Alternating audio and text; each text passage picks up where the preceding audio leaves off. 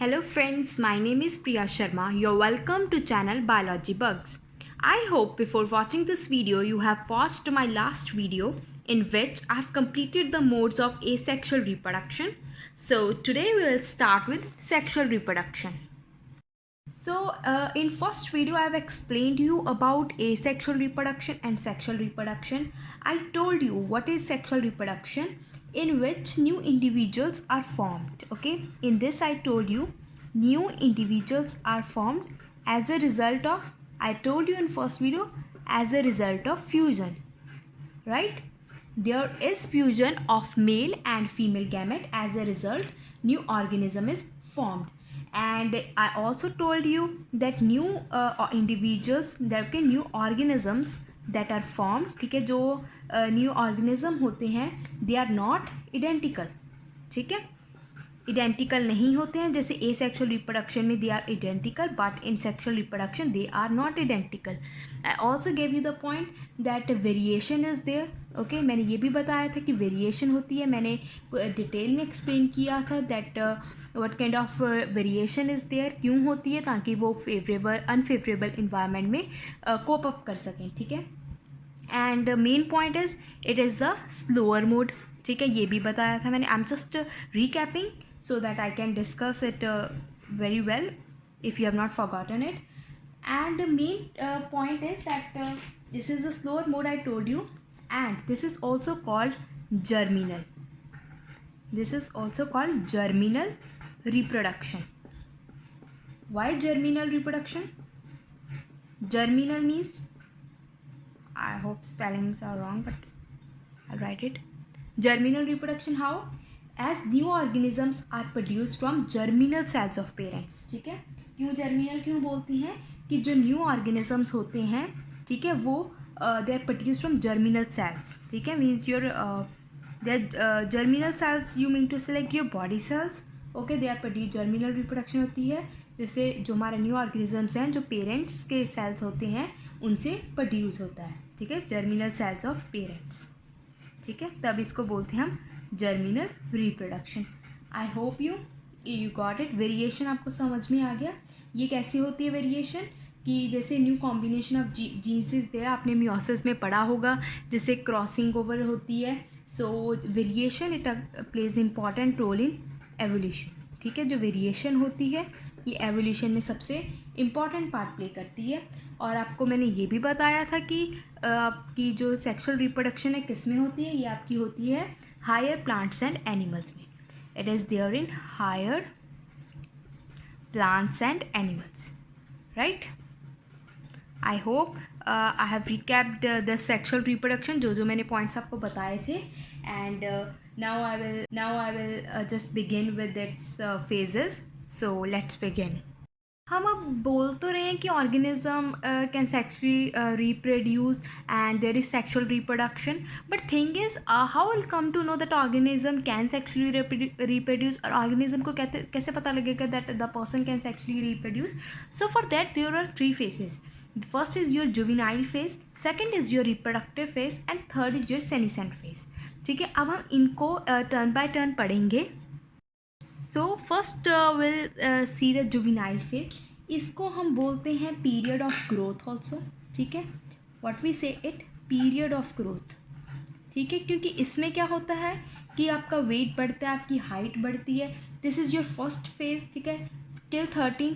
ठीक है, आपकी 13 ईयर्स ऑफ एज तक आपका वेट बढ़ेगा, you grow, and this is called period of growth because in after being born the organism is growing. So that is the juvenile phase, and it is not only in plants but in animals also. ठीक है, ये सिर्फ आपके plants में नहीं होता है but animals में भी होता है.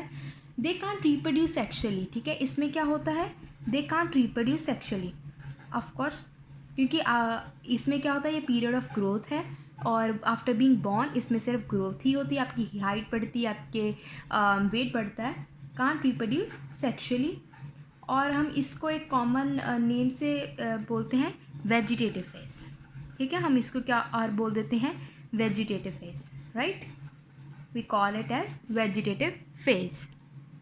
अब हमने जुवेनाइल फेज़ के बारे में पढ़ लिया है, मैंने आपको बता दिया है कि it is the period of growth, ठीक है, इसमें ग्रोथ होती है, आपकी हाइट वेट बढ़ता है। नेक्स्ट इज़ जो रिप्रोडक्टिव फेज़, ठीक है। अब after 13 the person has grown by its height and weight and many other things, and when organism has grown, then it enters a reproductive phase, ठीक है। वो reproductive phase में enter होता है। रिप्रोडक्टिव फेज़ में क्या होती है, it gets the capability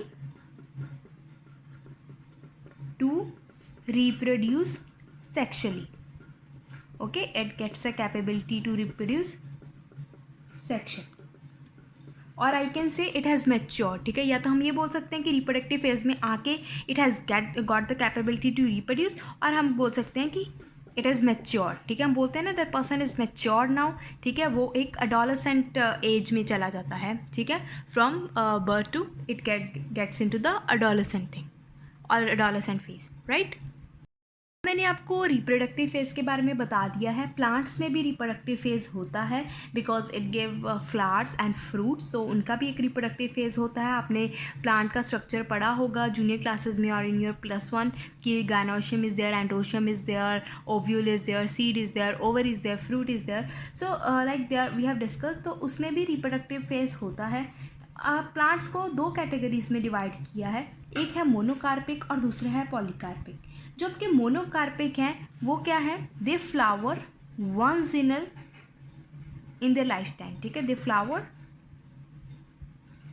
once in life time,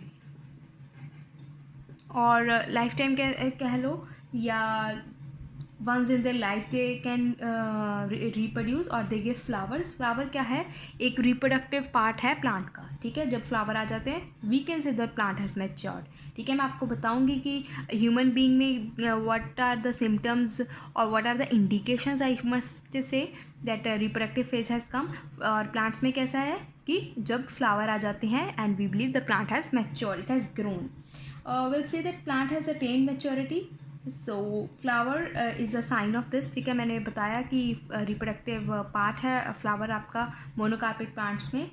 monocarpic are that the flowers that flower once in their life time, ठीक है। आपको मैं एग्जांपल दूँ तो it is example I your first is bamboo, ठीक है। आपने इसके बारे में सुना होगा बहुत, that strong word and all. It produces flower only once in their life time, ठीक है। ये सिर्फ एक ही बार फ्लावर देता है, okay. It reproduce only once in their life time and that too after, ये नहीं कि 1-2 साल बाद जब ग्रो कर जाए उसके बाद रिप्रोड्यूस करता है। They reproduce, they give flowers after 50 to 100 years and then die, ठीक है। फ्लावर्स देके देन दे डाई, ठीक है। They give flowers after 50 to 100 years, right, bamboo. और आपका एक और प्लांट है that is your Neela Kurinji, इस name like this is Neela Kurinji. ये आपको फ्लावर देता है वंस इन 12 years, ठीक है। It give flowers once in 12 years, ठीक है। आपके दो एग्जांपल्स हैं, बैम्बू और नीला कुरंजी। नीला कुरंजी प्लांट्स आपके मोनोकार्पिक, मोनोकार्पिक का मतलब क्या है कि they flower once in their life time, और इसकी एग्जांपल क्या होगी, बैम्बू और Neela Kurinji, right.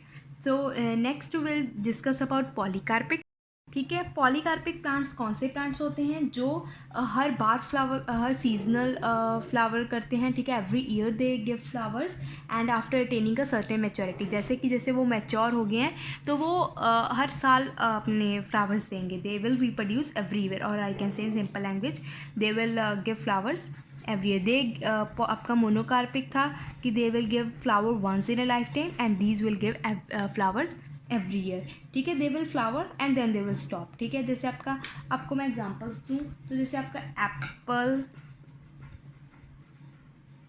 Orange and mango, ठीक है। जैसे ये जो पॉलीकार्पिक है they do depend upon every year, तो they do give flowers, they do give fruits and they reproduce every year. But जैसे कि मैंगो है तो हमें एक इस पे इन्वायरमेंटल कंडीशन का भी इफेक्ट पड़ता है, ठीक है। इन्वायरमेंटल कंडीशन जो होती हैं they do effect on this polycarpic plants, ठीक है। जैसे मैंगो है हमें पूरा साल नहीं मिलते, एक पर्टिकुलर सीज़न है, जैसे कि अब मिलेंगे in the season of summer, in the season of summer, ठीक है। Will get the mangoes, so there is like there is a particular season for this. These are seasonal. Environmental condition play an important role in this. So short में क्या पता लग रहा है कि जब तक ये रिप्रोडक्टिव फेज में है दे विल गिव फ्लावर्स. ठीक है, यही होता है कि in reproductive phase when you have enter you can reproduce. So these are polycarpic, they have to give every year. तो flower are the reproductive parts. तो जब रिप्रोडक्टिव फेज में आ जाते हैं they will give flowers, but it also depends upon environmental and favourable condition. ठीक है, जब तक कंडीशंस फेवरेबल रहेंगी तब तक ही वो फ्लावर्स देंगे, अदरवाइज नहीं देंगे. ठीक है, जब कंडीशंस ही नहीं फेवरेबल आप क्या ही कर लोगे, राइट. हम एनिमल्स की बात करेंगे. Animals also are like plants. ठीक है, वो कब रिप्रोड्यूस करेंगे एंड कब नहीं करेंगे. So according to them they are also classified to seasonal breeders and continuous breeders. ठीक है, हमने इनको भी क्लासीफाई किया है to seasonal breeders and continuous breeders. Now I will explain you about these two. अब हम सीजनल ब्रीडर्स के बारे में पढ़ते हैं. जो सीजनल ब्रीडर्स हैं they reproduce at particular time of year. जैसे आपका once in their life time जो आपके मोनोकार्पिक प्लांट्स थे वो थे. सीजनल ब्रीडर्स आपका सीजनल से ही क्लियर है कि एक पर्टिकुलर टाइम पे ही वो रिप्रोड्यूस करेंगे, बिकॉज एक सीज़न ज़्यादा टाइम नहीं रहता है. So they will reproduce at particular time of year. ठीक है, जैसे आपके बर्ड्स होते हैं. ठीक है, I will give you an example like birds. ठीक है, जो आपके बर्ड्स हैं लीजर्ड्स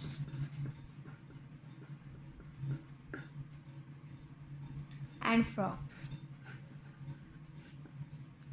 राइट. तो lizards, birds and frogs are there and they are the examples of seasonal breeders. ठीक है, there is a reproductive phase but they are not reproducing throughout the year but only in the specific seasons. ठीक है, जैसे कि उनका एक reproductive phase तो होता है बट वो रिप्रोड्यूस नहीं करते पूरा साल, ओनली एक पर्टिकुलर सीजन में रिप्रोड्यूस करते हैं. ठीक है, जैसे कि आपको मैंने बता दिया बर्ड्स, लीजर्ड्स एंड फ्रॉग्स. ठीक है, they will not lay their eggs throughout the year. So there is a particular time, so that is why they are also known as seasonal breeders. So next we will study about continuous breeders. ठीक है, जो continuous breeders होते हैं they reproduce throughout their sexual maturity. मतलब जब तक they are sexually matured, like they have entered the reproductive phase, so they will mature till then. So I would say through out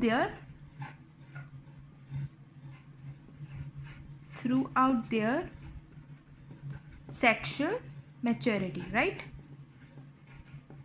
जैसे आपको मैं example दूं, your rabbits, these are your examples, rabbits, cattle. ठीक है, जैसे जो आपके continuous breeders होते हैं this is the commercial exploitation by human beings. ठीक है, कमर्शियल एक्सप्लॉयटेशन मतलब जैसे कि आपके पोल्ट्री फार्म्स होते हैं वहाँ पर they take out the eggs and then they sell. ठीक है, ऐसे human beings they commercially sell them and they get the money. Okay, so the question now comes in our mind, what is the thing that indicates a reproductive phase, reproductive phase is started. Like how will come to know that plant and animal has matured. ठीक है, मैंने आपको पहले भी बताया था कि मैं आपको बताऊंगी कि जैसे हम बोल रहे हैं रिप्रोडक्टिव फेज होता है, ये होता है, वो होता है, पर what is the thing that indicates कि रिप्रोडक्टिव फेज में हम आ चुके हैं, right. So this was all for today. In next video we will see further topics and soon we will complete the chapter. And if you like this video then please do give me your feedback in comments so that I can get how many of you are getting benefit. Thank you so much. Do like, share and subscribe.